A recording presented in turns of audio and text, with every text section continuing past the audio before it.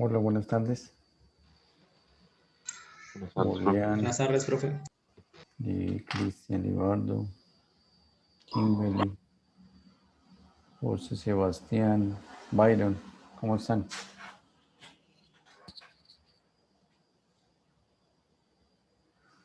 Bueno, esperemos 2 minuticos mientras entran sus compañeros. Una pregunta, ¿se escribieron todos a la encuesta, cierto, Julián? Sí, profe, sí, señor. Bueno. Eh, Básicamente, bueno, esperemos que lleguen nuestros compañeros, está como muy temprano, las 4. Esperemos 2 minuticos. Son las 4, esperemos 2 minuticos. Hoy vamos a, digamos, a mirar las cosas del taller.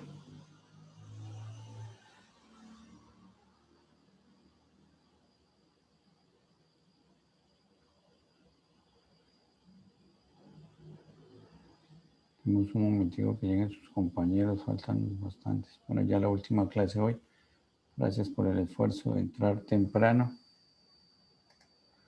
Ayer estuvimos con algunos revisando el parcial. En los ejercicios sí tuvieron errores en pasar los datos, en hacer algunas multiplicaciones, omitieron datos. Bueno, felicitaciones a los que tuvieron bien esos ejercicios, ¿no? Fueron poquitos, pero sí tuvieron ahí como errores en pasar los datos, hacer multiplicaciones. Bueno, diferentes errores que hay que mejorar, ¿no? No podemos. Bueno, muchachos, con respecto al laboratorio, quería decirles, pues se está llenando esa encuesta. eh, Está llenando esa encuesta. Básicamente, pues queremos ver los estudiantes que quieran ir. No tiene, digamos, influencia en la nota. Va a ser básicamente una tarde, es decir, 4 horas, donde queremos hacer 2 prácticas. Uno, pues elaborar el molde y el otro como la caracterización de las arenas. Entonces, mientras unos están elaborando el molde, otros, digamos, están caracterizando las arenas. Entonces, eso es lo que queremos hacer. Y pues de modo que podamos el otro semestre ya implementar otro poquito más las prácticas y digamos cogerle el ritmo a estos protocolos de bioseguridad, ¿no?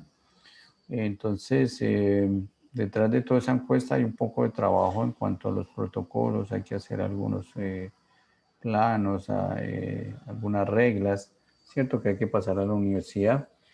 Entonces, digamos, este es como el primer paso. Vamos a ver el otro año cómo si se demoran o no se demoran aprobando el protocolo de bioseguridad o si tenemos algunos errores. Bueno, diferentes cosas que vamos a tener, ¿no? Pues de aquí al otro año pues pueden cambiar muchas cosas, pueden ustedes, digamos, cambiar de decisión, ¿cierto? Sin embargo, pues vamos a tratar de hacer las prácticas, ¿no?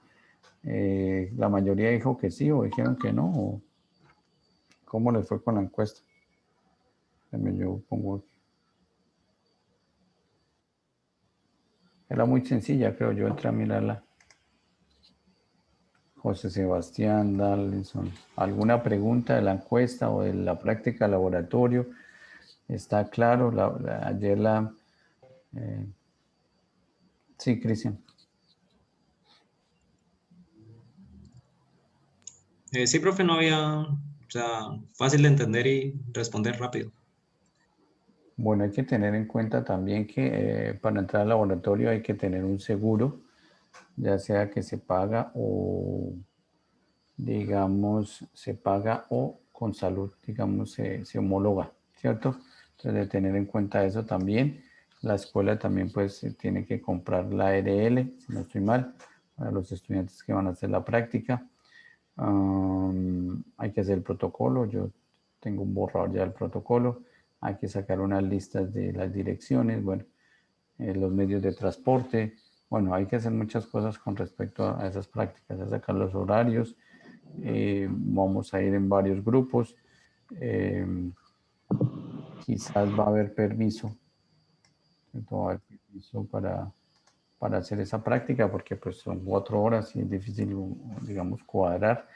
Eso pues lo va a hacer el profe Sergio Blanco, entonces con base a esa encuesta. ¿Listo? No sé si tienen alguna pregunta de eso. Es importante que quede claro, digamos, como ese esfuerzo que estamos haciendo, y además, pues, si no pueden ir, nos avisen con tiempo, ¿cierto? Ya sea por causa de enfermedad o causa o otro tipo de causas, ¿no? Entonces, la idea es que si no pueden ir, nos avisen con tiempo, pero la idea es que pues, la mayoría de los que están programados puedan ir al laboratorio. ¿Listo? Bueno, le estaba diciendo gracias por asistir aquí ya a la última clase del año. Profe, Gracias. qué pena. Sí, José Antonio. Esto, con respecto a eso, ¿hay alguna fecha tentativa que manejen ustedes para laboratorios o no se sabe nada de eso? No, todavía no se sabe. Igual estamos esperando el consejo académico. Nosotros entramos, es que no he visto bien cuándo entramos nosotros. Nosotros dicen que entramos un jueves, es que yo todavía no he mirado bien el calendario. Parece que el 14 o el 18, bueno. Creo que sí entramos un jueves, profe. ¿Cierto? Pero es el Sí, el 14 o 14, profe, el 14. Dios santo, el 14, bueno, el 14. Entonces, todavía no hay fecha tentativa. Pues, el Consejo Académico se va a reunir, se reúne los martes. El Consejo Académico, pues, es la máxima instancia académica de la universidad, y pues ahí deciden si dan vía libre a las prácticas de laboratorio, que eso es lo primero que se va a tratar. Les cuento que pues la universidad va a hacer una inversión en cuanto a salas, pero eso es para el otro semestre. O sea, van de las 408, pero algo así, 400 y pico salas o salones que tiene la universidad, se van a adecuar 220 más o menos, de tal forma que se pueda hacer clases dentro, digamos, de ese salón y transmitir, digamos, esa clase. Entonces, están adecuando como esos salones para hacer como esas transmisiones en vivo en caso que alguno no pueda ir. Entonces, digamos que ese es como una buena noticia. Sin embargo, esas adecuaciones van a terminar o sea, en la primera trimestre del año, es decir, después de Semana Santa, digamos que están listos esos salones, pues en espera de cuánto les toca a la facultad, ¿no? Entonces, digamos que pues ahí la universidad está haciendo una inversión en cuanto a esas salas. Cada sala, la adecuación de cada sala vale más o menos 15 millones, bueno, el internet, televisor, bueno, muchas cosas, micrófonos, bueno, el computador, bueno, varias cosas para adecuar ese tipo de salas, ¿no? Cámaras, bueno. Entonces ahí cada sala más o menos cuesta entre 15 y 20 millones. Entonces se está haciendo un esfuerzo para hacer ese cambio en infraestructura, ¿no? Entonces ahí digamos que para el otro semestre va a haber yo creo que va a existir esa dualidad, tanto de presencial como remoto, ¿no? Digamos que puede haber esa dualidad. Bueno, no sé si tengan alguna pregunta de la encuesta, los que llegaron a lo último. Laura Fernanda, José Antonio, Alejandra, Cristian Garavito, Darlinson, Carelicet, María Fernanda, María José, Ronaldo, Joseph. Bueno, ¿no? ¿Preguntas? No, profe. Listo, gracias, María No, José. profe, la encuesta era bastante clara, diría yo. Ah, bueno, listo. Sí, entonces en caso de que no puedan ir, me avisan cuando tengan la certeza de que no van a ir. Ya, listo. Bueno, entonces hoy vamos a terminar. Vamos a mirar lo del taller. Gracias por ese esfuerzo ese esfuerzo ya de de la última clase. Básicamente, pues este taller está basado en un artículo. Vemos que este artículo es de la base de datos Elsevier, ¿cierto?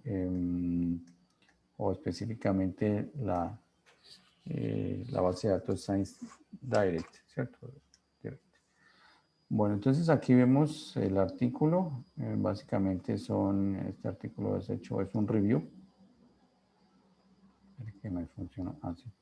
Son autores de la India, es un review, es decir, una revisión bibliográfica sobre un tema, y el tema pues es Investment Casting, ¿cierto? Básicamente es hecho por personas de la India. En la India pues tienen bastante desarrollo en este aspecto de la fundición. A ver, miramos aquí. Bueno, entonces yo les dije que no leyeran el abstract, pues yo los voy a leer. Aquí pues es un pequeño resumen. No sé si están viendo bien. Yo creo que sí se ve bien. ¿Sí? Bueno, algunos de pronto Sí, profe, se ve bien. por lo borroso, de pronto, digo, por el internet se me ve un poco borroso. Bueno, entonces aquí empieza pues el resumen con que el proceso Investment Casting ha sido usado para, esperen que están llegando, bueno, para fabricar armas, ¿cierto? Joyería y fundiciones artísticas en las antiguas civilizaciones. Hoy, digamos que hoy estas aplicaciones incluyen no solo la joyería y el arte, sino turbinas, los álabes de las turbinas, que digamos que es un gran desarrollo ahí. Esos álabes de las turbinas sirven tanto para generar electricidad como para los aviones, y muchas otras industrias también o componentes científicos se pueden elaborar mediante este proceso, ¿cierto? Entonces aquí se muestran varios, digamos, investigaciones o estados de este proceso, que es el Investment Casting, y sus highlights, es como sus cosas importantes, o es resaltable esa importancia de ese proceso, ¿cierto?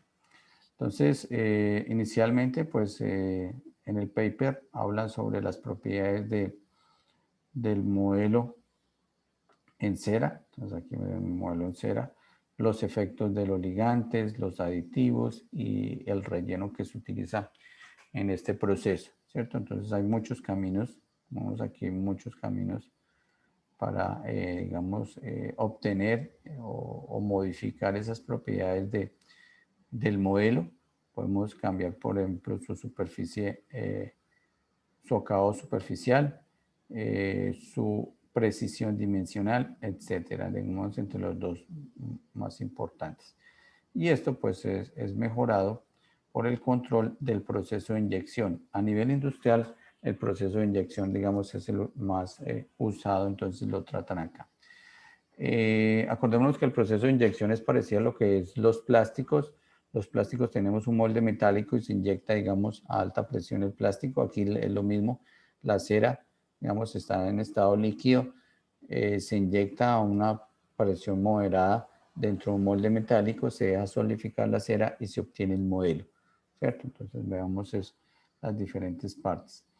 Investigaciones, pues, que se han hecho, pues mejoran como la resistencia, el acabado superficial de la cáscara cerámica. Aquí vemos cáscara cerámica y vemos que se pueden, o las cáscaras cerámicas son diferentes para aleaciones ferrosas y para aleaciones no ferrosas, ¿cierto? Porque las aleaciones ferrosas tienen un punto de fusión un poco más alto, fundiciones y aceros, mientras que las aleaciones no ferrosas, sobre todo las superaleaciones, cambia un poquito. ¿Listo? Bueno, entonces, ¿hasta ahí alguna pregunta, muchachos? ¿Alguna pregunta hasta ahí? Bueno, entonces aquí, no, bueno, gracias por responder. Aquí, pues, por ejemplo, incorporan fibras de nylon o adición de polímeros para, digamos, reforzar esa cáscara cerámica, ¿cierto? Y adicionalmente, pues, le imparte una permeabilidad y es bueno comparado con otras adiciones de polímeros. Aquí, por ejemplo, la autoclave generalmente es el horno de cerado más importante, ¿cierto? También utilizan el microondas para descerar. Y digamos que pues concluyen que el microondas puede alterar, digamos, o tiene una menor alteración, ¿cierto? Que la autoclave. Básicamente, pues eso que ustedes no lo alcanzaron a leer. Y básicamente la última parte del paper o del artículo habla sobre el prototipado rápido. Prototipado rápido lo que llamamos es la impresión 3D, ¿cierto? 3D, la impresión 3D, todas sus variaciones. Digamos que al final de esta exposición yo la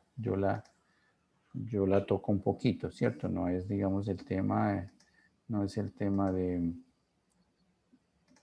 tema ¿de qué? Del curso, pero sin embargo, pues integramos algunos temas modernos a la fundición, ¿no? Y digamos que la fundición está cambiando y en el futuro las piezas metálicas se van a elaborar por impresión 3D, ¿cierto? Hasta el momento, pues como les contaba, el costo de esta técnica es bastante alto. Una impresora 3D de metal puede estar valiendo unos $200.000, aproximadamente 600 millones de pesos, una, digamos, de las más sencillas, mientras que pues para polímeros ya, digamos, ya es común, ¿cierto? Para polímeros podemos encontrar una impresora económica de 2 millones de pesos.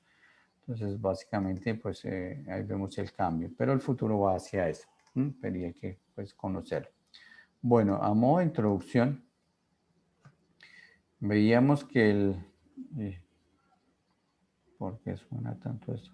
Bueno, bienvenidos a los que acaban de llegar. Laura que vi por ahí. Angie, Gabriela. María Gabriela. Bueno, María Fernanda Vera, bueno, que acaban de llegar. Entonces estamos, digamos,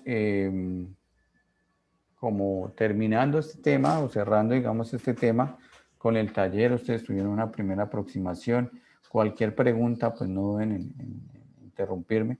Entonces, básicamente se llama Investment Casting el proceso. Casting. Se llama, pues la traducción es el moldeo en precisión. También pues lo llamamos moldeo a la cera perdida. Ya les preguntaba que Lots Wax. Ese también se llama Lots Wax Casting. Y digamos que este proceso tiene algunas variaciones. Por ejemplo, en la joyería cambia un poquito, se utiliza la cera, pero el molde es de yeso. Aquí siempre debemos de tener en cuenta que el molde se pierde, es de cera y vamos a elaborar una cáscara. A nivel nacional, ahorita vemos un video, no sé si vimos el de Indumil, el video de Indumil cuando estábamos viendo la introducción, ¿no? Que vemos de la industria, habíamos hablado algo de Indumil, ¿cierto? Muchachos, ¿habíamos hablado algo de Indumil o no? Laura Carreño.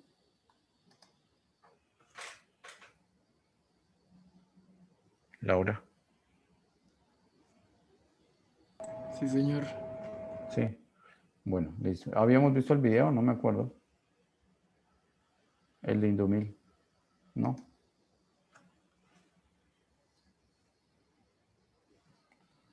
Bueno. Yo creo que no, profe. No, bueno, ahorita lo vemos. Bueno, entonces este se llama moldeo precisión o moldeo a la cera perdida. Es muy conocido porque tiene la habilidad de producir componentes de excelente acabado superficial, muy importante. Precisión dimensional, por eso se llama moldeo de precisión, y formas complejas. Entonces aquí tiene digamos, estas digamos son las ventajas del proceso. Las desventajas, ¿cuál sería? De las desventajas que podemos ver. Vamos pensando a ver cuál sería. Sí, Lo del molde, profe, que siempre ¿Cómo? se pierde. Lo del molde que siempre se pierde. No tanto, Cristian, no, porque digamos que todos estos procesos deben de justificarse, digamos, económicamente. No importa que se pierda el molde, digamos que ahí pues es un costo adicional, es un poquito más costoso, pero digamos no importa. Digamos, no es tan relevante, digámoslo así. Entonces, digamos que pues, entre comillas, no puede ser una desventaja, digamos que se pierda el molde, no, digamos, no es tan importante. ¿Cuál sería la desventaja de lo que alcanzaron a leer o lo que alcanzaron a captar?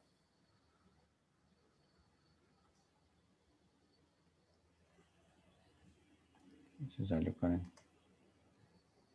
Bueno, una de las desventajas de este proceso es digamos, el tamaño de la pieza. Según algunos videos dice máximo 45 kilogramos, ¿cierto? Ya pues, otros hablan de 30, bueno, pero básicamente ese es como, o sea, no puede ser piezas muy grandes, ¿cierto? Generalmente hablamos de 45 kilogramos, porque la cáscara, no hay, digamos, cáscara que aguante ese peso, ¿sí? Que se llene y que, digamos, como la cáscara es de 1 centímetro máximo, 2 centímetros, pues no hay cáscara que aguante, digamos, ese peso, esa cantidad de metal de 45 kilogramos. ¿Listo? Esa es como una de las principales desventajas. Sin embargo, pues es muy utilizado a nivel industrial. Y en la antigüedad, digamos, es el proceso de fundición más antiguo. Vamos a ver un video aquí hablando de la antigüedad. A ver si lo tengo. Ay, no lo tengo acá. Vamos a ver el video de la antigüedad. Tenía cómo los antepasados hacían. Espérenme, yo lo busco en YouTube. Hasta en Vimeo, creo. Cómo los antepasados hacían, o sea, algunos de ustedes si han tenido ir a la oportunidad de ir al Museo Oro en Bogotá. El Museo Oro en Bogotá expone, digamos, una gran cantidad de piezas precolombinas, ¿cierto? Los quimbayas, los tairones, los muiscas, ¿qué más? Uy, se me olvidó. Bueno, y otras, ¿cuáles más se saben? Espera aquí mientras busco el video. ¿Qué más otras culturas precolombinas saben? Tairona, quimbaya, muisca, calima. Me acuerdo del calima. Oye, espérame. Oye, espérame. ¿Qué más otras culturas precolombinas conocen? A ver, espera, yo busco el Vimeo. ¿No conoce ninguna?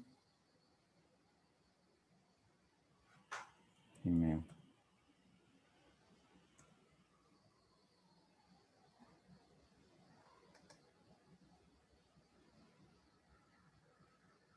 Culturas precolombinas. A ver, Laura, Angie, mientras busco aquí. ¿Cómo busco Vimeo?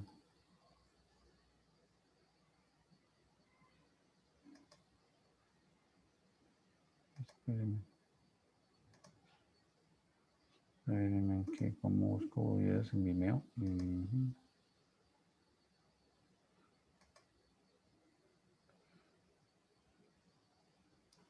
¿No saben? Otras culturas precolombinas.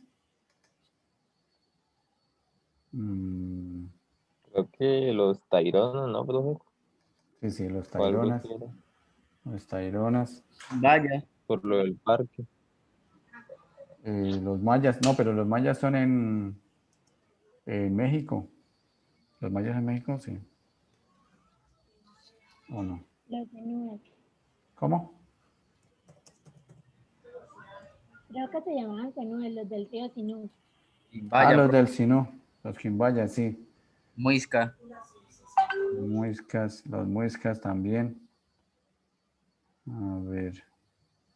Ay, me salió muchos videos del Museo del Oro. Esperemos solo cera perdida.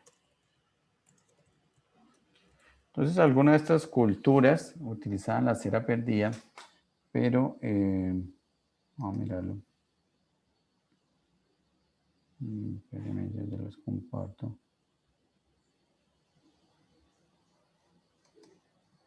Bueno, aquí ya les voy a compartir el video, pero lo voy a hacer, espérenme, voy a hacer por, ya que estamos hablando de,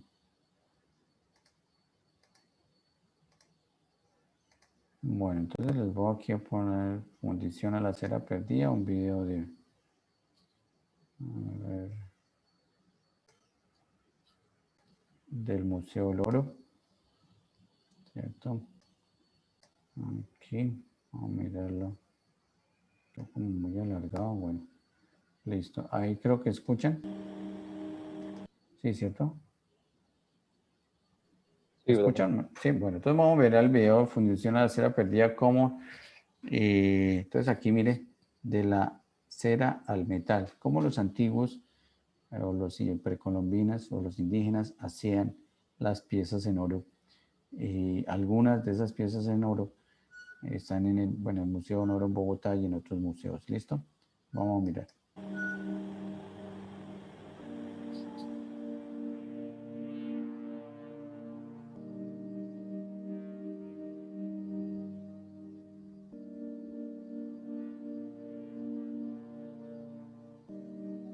Entonces utilizaban cera de abejas, la moldeaban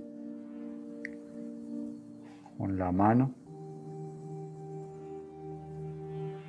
Entonces aquí a la izquierda está haciendo como una recreación el artesano.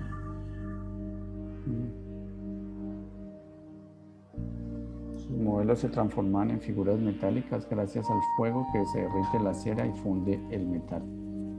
Vemos ahí como está haciendo un pequeño anillo, o como hacían los aretes antes los indígenas para sus líderes o para lo que se llama la filigrana. La moldeaban.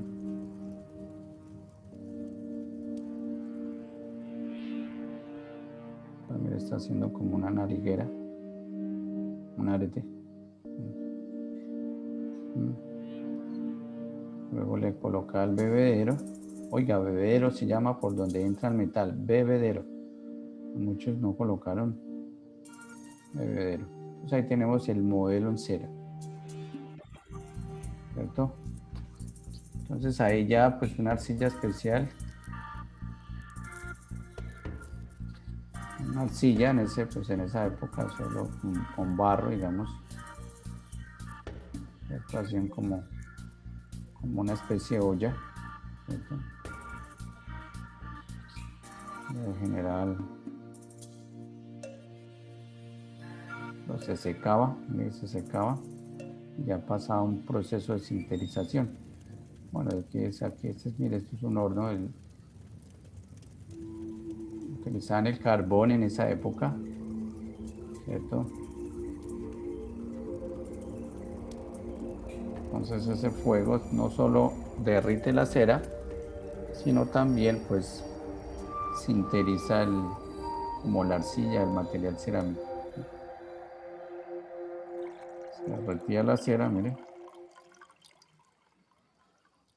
Ahí lo vemos a la izquierda.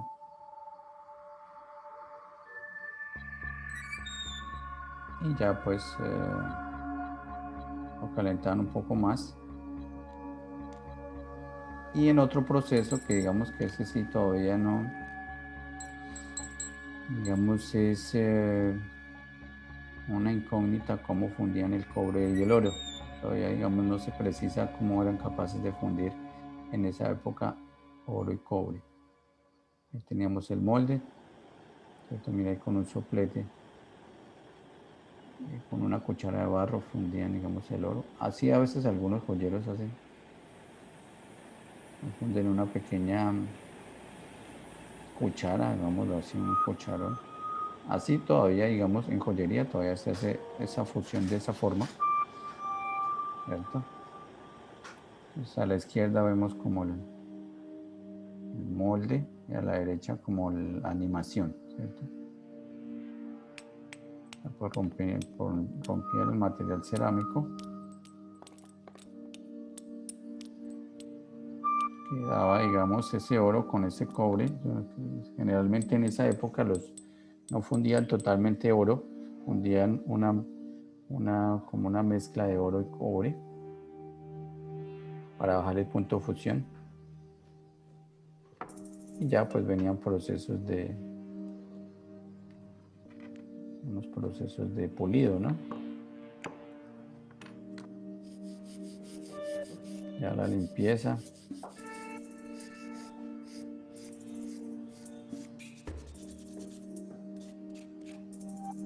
Yo no vi si le echo oro.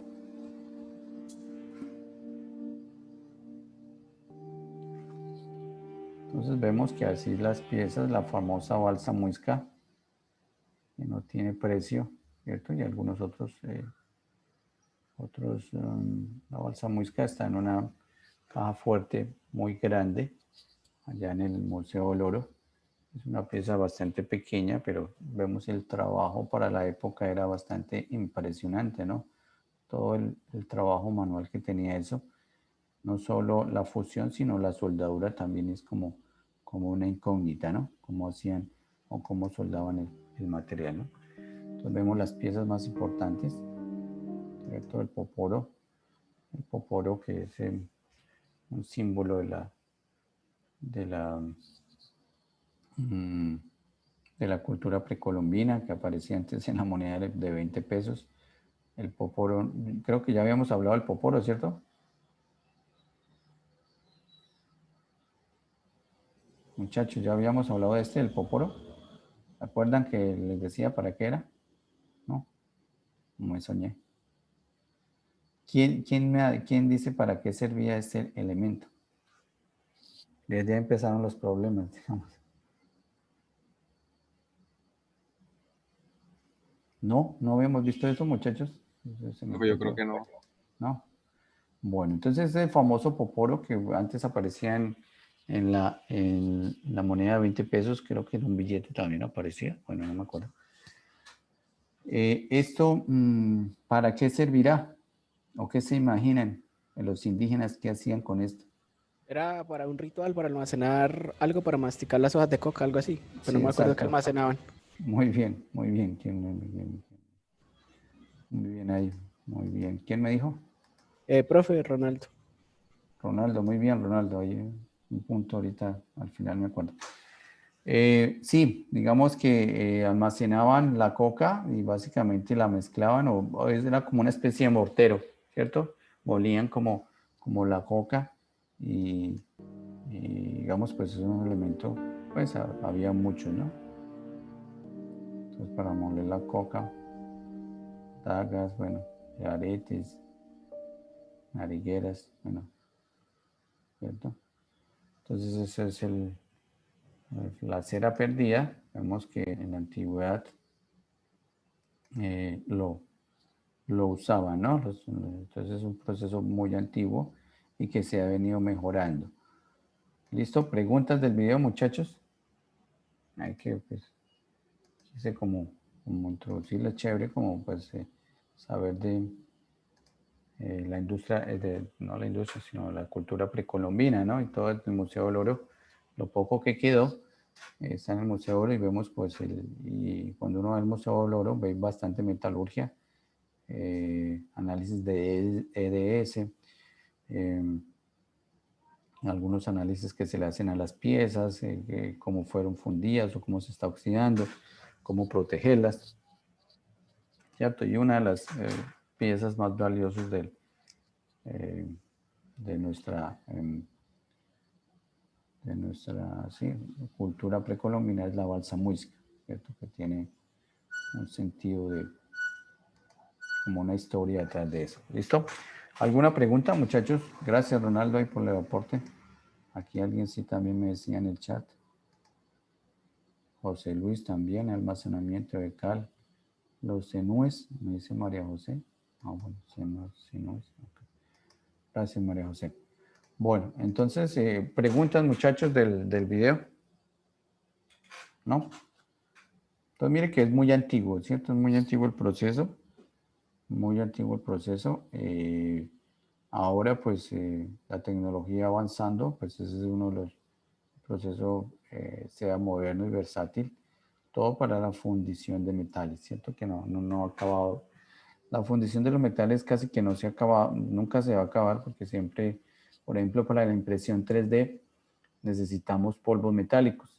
Y los polvos metálicos básicamente se fabrican a partir de la fundición, ¿cierto? Se funden y un chorro de metal va cayendo en contracorriente con un chorro de aire, ¿cierto? Y va partiendo ese, digamos, ese chorro metálico, lo va partiendo y lo va granulando y va haciendo el polvo. Más o menos así es el proceso para no profundizar mucho. Entonces siempre necesitamos de los procesos de fundición. Así pues la impresión 3D de metales pues va, digamos, en un futuro a reemplazar quizás el moldeo, ¿cierto? No tanto la fundición, un poquito el moldeo lo va a reemplazar porque ya pues ya podemos partir de diseños CAD. Bueno, entonces aquí tenemos unos ejemplos de unas piezas elaboradas por Investment Casting, por cera perdida. Vemos que tienen detalles, tienen excelentes acabados, ¿cierto? Precisión dimensional y tienen unas formas complejas. Es útil elaborar, este proceso es útil para elaborar piezas donde el maquinado no es posible, ¿cierto? Por ejemplo, estas cavidades internas aquí, digamos, en esta pieza, estas cavidades internas difíciles de maquinar, o estos, digamos, dientes bastante complicados, o esta parte interna de pronto bastante difícil de maquinar. Entonces, este proceso es fundamental o es muy importante. O también para demasiados desechos, ¿cierto? Digamos que ahorra gran material, no queremos gastar gran material, entonces nos ahorra una gran cantidad de material. Entonces aquí básicamente en el año de 1500 antes de Cristo se empezaron con elaboración de herramientas rudimentarias, ya lo vimos como cabezas de armas o cabezas de flechas, ¿cierto? Y lo vemos aquí en esta imagen. Entonces aquí tenemos, por ejemplo, la punta de una flecha, ¿cierto? Aquí tenemos un modelo en cera, tenemos el bebedero, como en la parte B vimos en el video cómo se elabora el molde, molde, ¿cierto? Y finalmente pues se hace la colada del metal y obtenemos, digamos, la pieza, ¿cierto? Pues se cortan y podemos tener las piezas o las herramientas. Entonces vemos aquí para herramientas, ¿cierto? Para el caso de flechas, ¿cierto? Básicamente pues siempre partimos de un modelo de cera, ¿cierto? En este caso pues el modelo es recubierto por un molde de arena, un molde como de arcilla básicamente. Se calienta y se sinteriza y queda, digamos, hueca en su interior quitando la cera, ¿cierto? El metal fundido entra en la cavidad y forma, digamos, esos materiales. Aquí vemos algunos ejemplos, ¿cierto? En joyería, en escultura, en arte, tenemos todos esos ejemplos de todas estas culturas precolombinas, también los mayas, los incas no tanto, no sé si lo utilizaban, los mayas sí, ¿cierto? Tienen algunas piezas también en oro. Vemos aquí adornos, ¿cierto? Los egipcios también, tenemos el poporo aquí también, tenemos algunas imágenes, y es que no, están como en una animación, algunas imágenes del Museo del Oro, ¿cierto? Todos estos, espérenme un momento, lo traigo al frente, ¿cierto? Miren estas piezas delicadas hechas como en fundición y que tienen algunos acabados bastante complejos para la época. Aquí lo que estamos viendo, la filigrana, ¿cierto?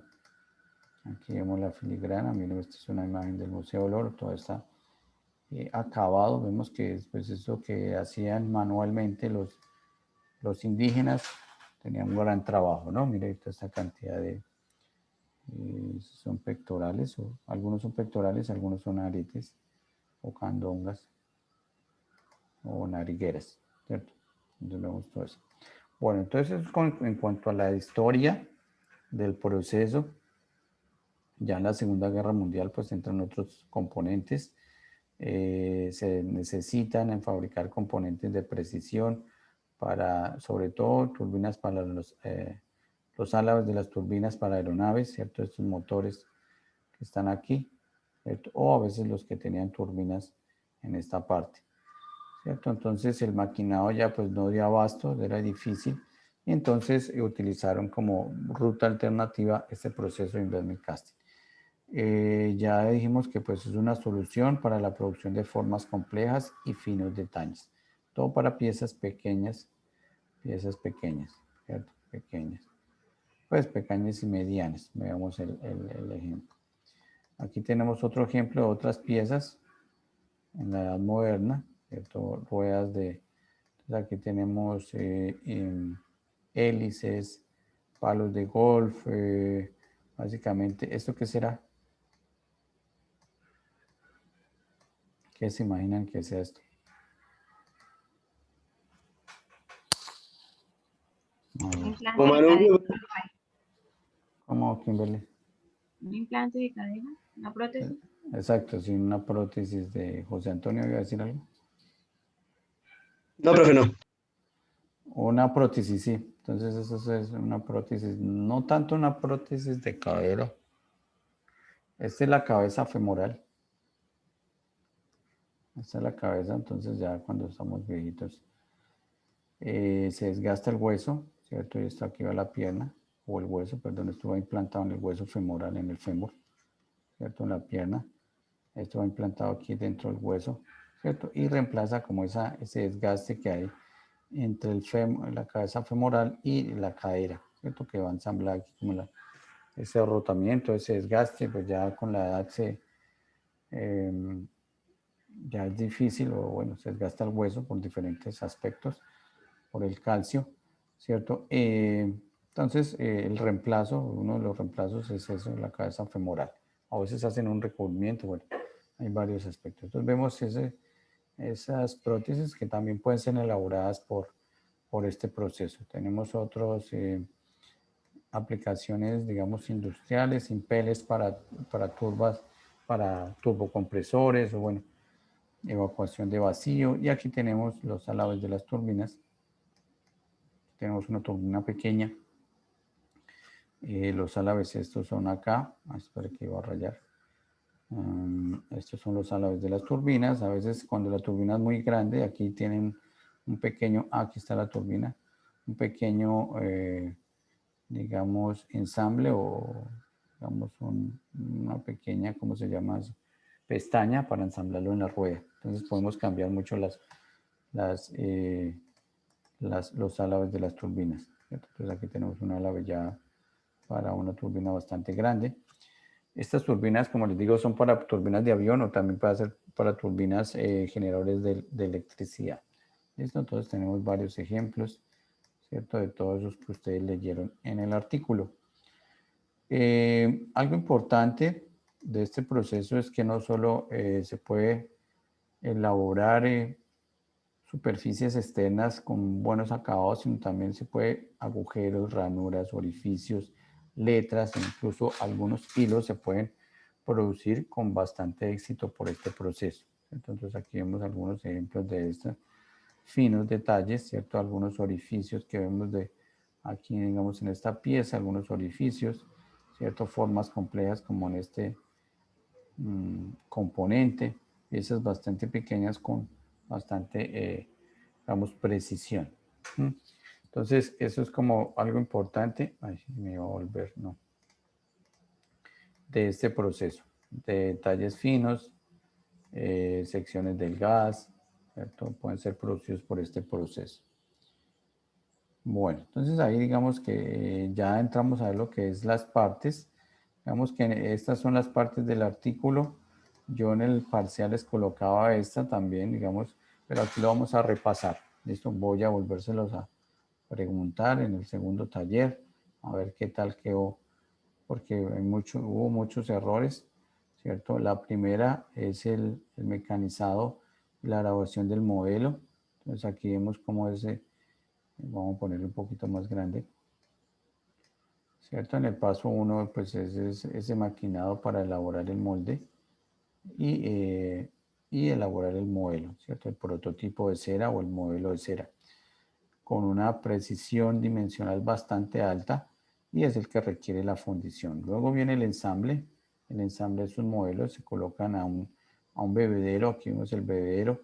A veces esos bebederos tienen como un arma, un vástago, tienen como algo central para darle un poquito de estabilidad. Luego aquí en el tercero tenemos, digamos, la elaboración sucesiva de muchas capas de cerámico. Lo primero que hacemos es sumergir ese modelo en una pasta cerámica o en un ligante y después lo rociamos. Le hacemos rociamos ese ligante con partículas, ¿cierto? Y lo hacemos una y otra vez. Finalmente, aquí algunos que les faltó en el parcial, está el decerado y lo que es el sinterizado, ¿cierto? Dos procesos, digamos que hay aquí parte A y parte B. Decerado, que se hace quitar la cera en un autoclave. Básicamente se hace alrededor de 100 grados centígrados, 150 grados centígrados, y luego pasa a la cocción, que pasa más o menos alrededor de 1000 grados centígrados, ¿cierto? 1000 grados centígrados, donde la cáscara se pone más dura.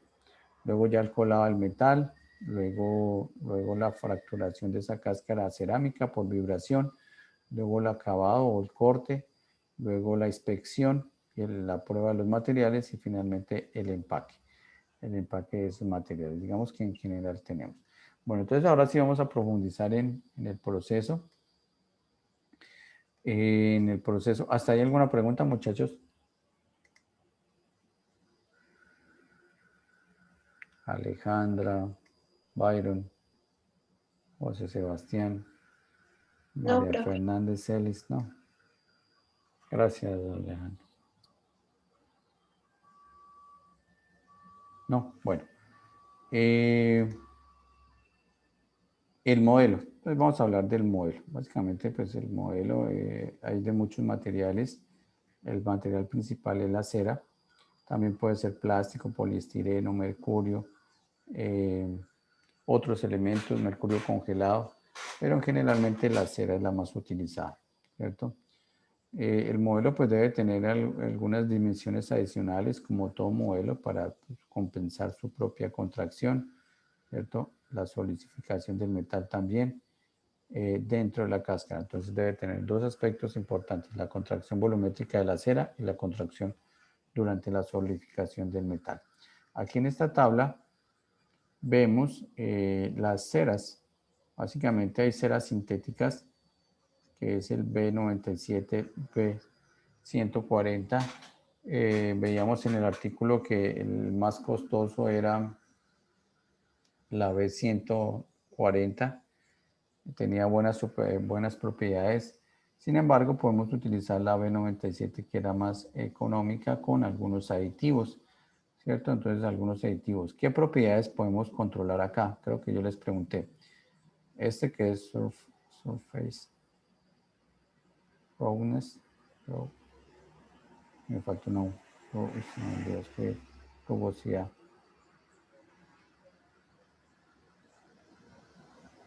Creo que así se escribe rugosidad. Entonces aquí SR es esa rugosidad en micras. Ahora se salió.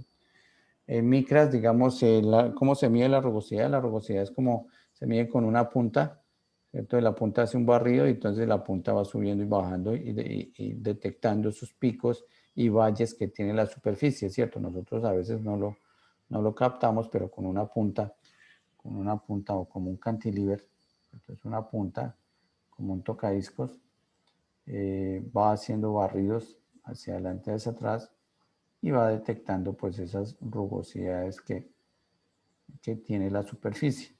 Entonces la rugosidad es como ese promedio entre la distancia entre los valles y los picos de esa rugosidad. Eso es lo que es rugosidad, como ese promedio entre valles y picos que tiene las superficies. A veces no lo podemos ver, pero toda superficie, por fina que sea, pues va a tener esos pequeños valles y crestas, ¿no? Entre mayor rugosidad, pues bueno, aquí vemos valores de rugosidad, ¿cierto? Aquí las dos ceras importantes. Por ejemplo, la B97 tiene 1,35, la B40, que es la 140, es la más costosa, tiene 0,24. Entonces, con los aditivos, pues tratamos de mejorarle algunas propiedades, ¿cierto? Aditivos tenemos como agar, goma arábica, ácido polivinilpirrol, pirrolín, celulosa, carbometilcelulosa, silicona, ácido tánico, carbón activado, ácido pálmico, sulfato dodicil de sodio, bueno, glicerina, soybeans, que era, se me olvidó, soybeans, cereal de, bueno, ¿Ya no era, profe? cereal de soya, sí, de soya no, bueno, cereal de soya. Aquí encontramos, gracias el coeficiente de conductividad térmica, coeficiente de expansión térmica, perdón, de expansión térmica. Vemos que pues el que mayor tiene pues tiene lo mismo, el B97 tiene mayor que el B140, ¿cierto? Entonces con los aditivos podemos mejorar de 800 a una conductividad térmica menor. Vemos cómo baja la conductividad térmica. Aquí de pronto lo aumenta el ácido pálmico, pero generalmente lo disminuye, ¿cierto? Disminuye, digamos, esa. Aquí también la rugosidad superficial también con los aditivos la disminuye. Lo mismo la viscosidad en Syntepoise. Vemos cómo cambia esta cera que es bastante alta, 500, está 800. La viscosidad aumenta, nuevamente está aumentando, ¿cierto? Con estos aditivos. Y tenemos como último el ángulo de contacto. El ángulo de contacto es como esa mojabilidad que tiene la cera. Creo que ustedes lo ven en cinética. ¿Sí ven lo que es el ángulo de contacto? Sí, señor. Sí, sí. Sí, algunos se acuerdan. Más o menos, María Gabriela, José Antonio. Sí, profe, sí lo vimos. Sí, más o menos, ¿qué se acuerdan? ¿Qué vieron?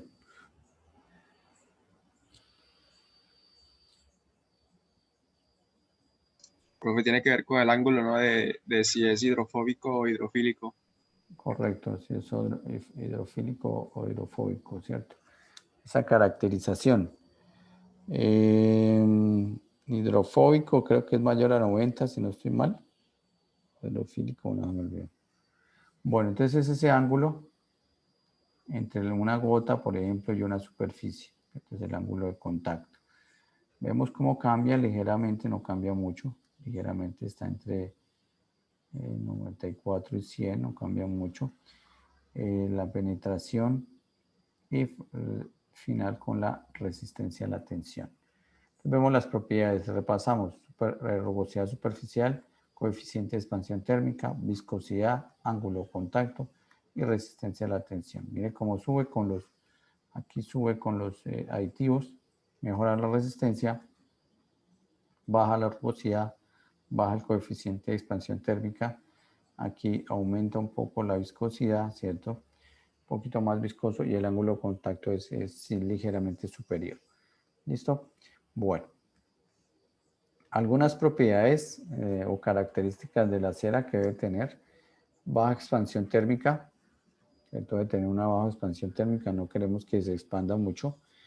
El punto de fusión no debe ser tan alto al ambiente, ¿cierto? Entonces generalmente hablamos de unos 70 grados centígrados, ¿cierto? No es tan alto el punto de fusión. Buena resistencia a la rotura. Superficie permeable y suave, debe permitir que se moje por ese ligante, ¿cierto? Que se adquiere. Baja viscosidad, de tener la cera, no tan alta viscosidad para evitar esos enfriamientos bruscos. Contenido de impurezas bajo y reciclable. Importante este factor, que sea reciclable la cera para volverlo a utilizar. Veíamos que los antiguos utilizaban cera, la cera de las abejas, pues digamos que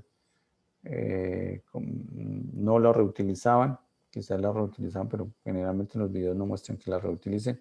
Entonces digamos que ahí era un poquito afectado en el medio ambiente, ¿cierto? Entonces, digamos, estamos utilizando resinas sintéticas también. Otras propiedades que hay que tener en cuenta o factores que yo les preguntaba era el bajo costo. Una disponibilidad en el mercado que pues la podemos encontrar y otro que no debe ser tóxico, ¿cierto? Que no sea tóxico ese material. Bueno, esos son los otros factores. Vamos a dar un descanso de 10 minutos para volver con, digamos, estos parámetros o aditivos, cómo influyen. ¿Listo? Entonces son las 4:55. Vamos a dar 10 minuticos para volver. Pero yo aquí coloco el cronómetro. 10 minutos para volver. ¿Cierto? Vamos a tener un pequeño descanso ya para la última horita. Quizás hagamos media horita si nos rinde y terminamos. ¿Listo, muchachos? Entonces ya volvemos. Entonces ya volvemos.